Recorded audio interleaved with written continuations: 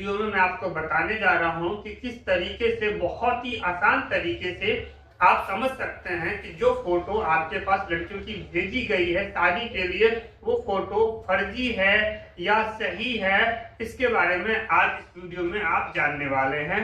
एक एक करके सारी बातों को मैं आपको समझाऊंगा और ये सारे स्टेप आपको करना है। और आप जो है कोई भी फर्जी प्रोफाइल जो आपके पास पहुंच रहा है उसको आप घर बैठे जान लेंगे। दोस्तों आगे बढ़ते हैं। आप सभी को मेरा जय श्री राम और मैं वीरेंद्र गिरी आज की वीडियो में आपका स्वागत करता हूं। दोस्तों सबसे पहली बात, हमारे मैरिज ब्यूरो में आप हमें फोन करते हैं कि सर पहले लड़कियों की फोटो भेज दो, जबकि मैंने आपको पहले भी समझाया है कि हमारे पास क्या होता है, हम किसी की फोटो लेते नहीं हैं और जब हम फोटो किसी की लेते ही नहीं है तो फिर फोटो देने वाला कोई बात बनता ही नहीं है। ठीक, देखो मेनली क्या होता है, मेनली जो मुख्य बातें हैं वो ये है हमारे यहाँ कि हम क्या करते हैं, हम आपकी जानकारी को लिखते हैं, नोट करते हैं, जो हमारा शादी का फॉर्म होता है और जो दूसरे का जो प्रोफाइल होता है उनकी भी ऐसी जानकारी लिखी हुई है, फिर दोनों प्रोफाइल को मिलाया जाता है। लेकिन बात करते हैं वही कुछ ऐसे मैरिज ब्यूरो वाले भी आपको मिलते हैं जो आपको बोलने से पहले ही अलग अलग लड़कियों की फोटो भेज देते हैं। अब ऐसे में कैसे पहचाने कि वो फोटो असली है या नकली है, यानी कहने का मतलब कहीं ऐसा तो नहीं कि वो फर्जी प्रोफाइल है। अब इस बात को समझिए कैसे। सबसे पहली बात, जब आपके पास कोई प्रोफाइल आता है आप क्या करेंगे, उस फोटो को अपने पास स्क्रीनशॉट लेके रख लीजिए। पहला काम ये करना है। दूसरा काम क्या है, आपको उसी लड़की का आधार कार्ड मंगवाना है। आधार कार्ड आपने मंगवा लिया जिसमें फ्रंट और बैक यानी दोनों साइड यानी पीछे की तरफ जो एड्रेस होता है वो भी आपने देख लिया। अब इसको भी आप स्क्रीनशॉट करके रख लीजिए। दो काम आपने कर लिया।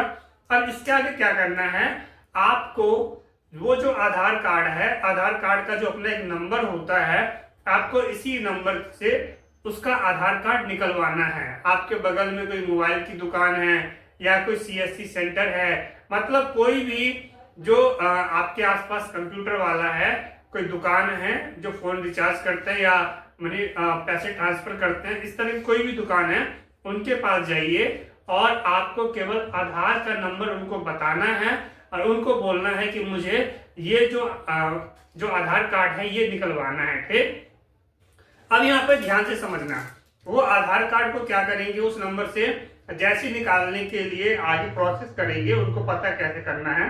फिर उनके पास क्या है, वो आपको कहेंगे कि एक ओटीपी जाएगा, ओटीपी जाएगा उस नंबर पे। देखो आपके पास किसी भी लड़की का आधार कार्ड आ गया, उन्होंने भेज दिया, आपने देख लिया, तो वो आधार कार्ड किसी न किसी मोबाइल नंबर के साथ जुड़ा हुआ है। अब क्या है, क्योंकि आपको उस आधार कार्ड को निकलवाना है ऑनलाइन, आप क्योंकि चेक कर रहे हैं कि आधार कार्ड असली है या नकली है, तो इसके लिए आपने क्या किया, जो आधार कार्ड का जो ओटीपी जाएगा उस नंबर पे जाएगा जिस नंबर से वो आधार कार्ड उस लड़की ने बनवा रखा है। तो अब नंबर आपको कैसा दिखाई देगा, वो नंबर आपको दिखाई देगा लास्ट के 3 डिजिट। अब आपको ये करना है कि ओटीपी उस नंबर पे गया और आपने लास्ट के 3 डिजिट जो नंबर का है वो भी आपने नोट कर लिया। नंबर क्यों नोट करा वो भी मैं अभी आगे समझाऊंगा। सबसे पहली बात, उधर से आप बोलिए कि आपके पास ओटीपी आया है, ओटीपी हमें बता दीजिए और यहाँ से हम जो है आधार कार्ड निकाल रहे हैं। तो जैसे ही आपने ओटीपी आने के बाद आपने क्या किया, उस आधार कार्ड को डाउनलोड कर लिया, निकलवा लिया। अब आप कंफर्म हो जाइए कि जो आधार कार्ड आपने निकाला है और जो आपके पास भेजा गया है, क्या दोनों में जानकारी बिल्कुल एक जैसी है। अगर एक जैसी है तो फिर आप समझ जाइए कि जो आधार कार्ड आपके पास आया है वो सही है। अब इसके आगे, अभी मैं इससे पहले आपको कह रहा था कि जो जिस नंबर पे वो ओटीपी गया है, आपको वो पूरा नंबर नहीं दिखेगा, उसके लास्ट के 3 डिजिट नजर आते हैं कि ये नंबर जो है इस आधार कार्ड के साथ रजिस्टर्ड है। तो अब आपको कॉल करके जो मैरिज ब्यूरो वाला है उससे बोलिए कि ये जो नंबर है, जिस नंबर पे ओटीपी गया हुआ है, ये नंबर हमें शेयर करिए, क्योंकि जब शादी हो रही है, जब रिश्ते की बात हो रही है, तो फिर वो लड़की वालों का नंबर देने में उनको कोई दिक्कत नहीं है। यहाँ तक कंफर्म हो गया आपको, ठीक है। अब जैसे ही अब हम इसके आगे बढ़ते हैं, जब आपने देखा कि शादी हो रही है, उसमें किसी गांव का एड्रेस डला हुआ है या कहीं का एड्रेस डला हुआ है, तो आपको इस बात को भी कंफर्म करना है क्या वो एड्रेस सही है। अभी हम पहले चेक कर रहे थे क्या वो आधार कार्ड सही है, फिर दूसरा हमने उस आधार कार्ड जिससे रजिस्टर्ड है हमने वो नंबर ले लिया। अब इसके आगे जब सब कुछ सही जा रहा है तो अब हमें ये चेक करना है कि जो एड्रेस उस पे, जो पता उस पे आधार कार्ड पे दिया गया है, क्या वो पता सही है। तो इसके लिए आप उस पता पे जो आपके जानने वाले कोई रहते हैं उधर आसपास में, तो फिर आप इस चीज को पता कर सकते हैं। ठीक, तो यहाँ पे मान लेते हैं कि वो जगह, वो सारी चीजें सब कुछ सही निकल के आ रही है, ठीक है, और अधिकतर केस में वो चीजें निकलेगी। लेकिन अब यहाँ पे हमें ये चेक करना है क्या उस आधार कार्ड के पता पे जो प्रोफाइल आपको दिखाया गया है क्या वो लोग वहीं रहते हैं। अब यहाँ पे लास्ट स्टेज हो जाता है। एक बात बताओ, अगर आप कहीं शादी करने जा रहे हो, जब रिश्ते की बात चलती है, लड़का वाला लड़की वाले दोनों के परिवार एक दूसरे के घर जाते हैं, वो उसके घर गए, वो फिर उसके घर गए, और आप जब किसी के गांव पहुंच जाते हो तो गांव पहुंचने से आपको क्या फायदा मिलता है। आपको गांव जाने से ही आपको बहुत कुछ पता लग जाएगा कि जिस पार्टी से आप शादी करने जा रहे हैं, जिस परिवार से आप शादी करने जा रहे हैं, कि वो वहां पर रहते हैं या नहीं रहते हैं, और कहीं ऐसे तो नहीं है कि वो शादी के नाम पे लोगों को बेवकूफ बनाते हैं, इस तरह की चीजें। तो जब शादी करने जा रहे हो, जीवन भर का फैसला लेने जा रहे हो, तो ये चीजें करनी आपको बहुत जरूरी हो जाती है। अब ऐसे में जो फर्जी मैरिज ब्यूरो वाले होंगे वो आपको डराएंगे कि यार आप रहने दो, हम आपकी शादी नहीं करवा पाएंगे, ऐसे वैसे ABCD कुछ भी। तो अब यहाँ पे घबरा जाओगे, करिए एक तो शादी हो रही थी हमारी, अब ऐसे में हमारी शादी रुक गई। मैं जो समझा रहा हूँ ध्यान से समझना, अगर वो सच में शादी हो रही है तो फिर दूसरे को परेशान होने की जरूरत ही नहीं है। अगर आप सच में जो जानकारी है, जो प्रोफाइल है वो ओरिजिनल है, तो उसको एक एक जानकारी बताने में कोई दिक्कत नहीं होनी चाहिए।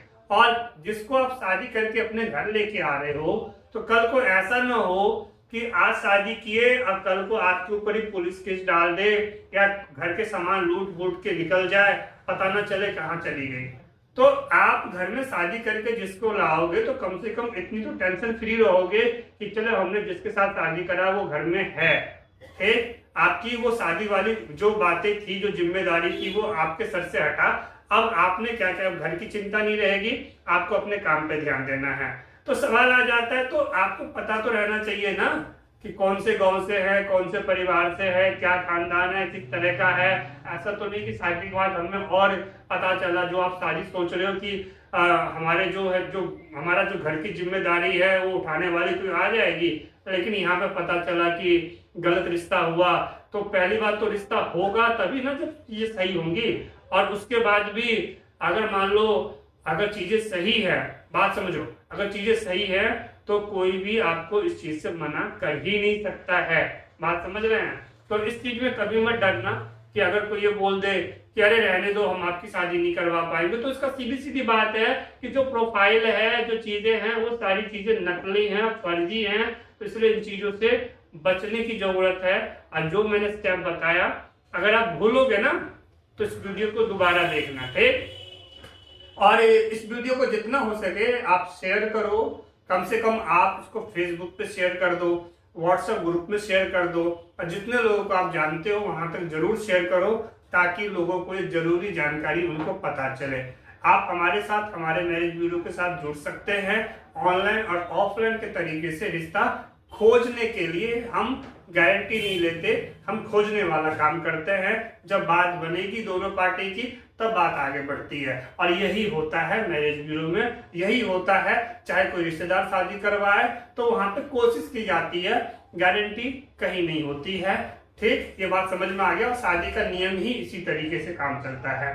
ठीक है, मैं उम्मीद करता हूँ सारी बातें आपके समझ में आई है। आप मुझे कहाँ से देख रहे हो, क्या नाम है, आप अपने लिए कैसा रिश्ता ढूंढना चाहते हैं, ये सब मुझे कमेंट करके बताइए। मेरे साथ बोलिए जय श्री राम।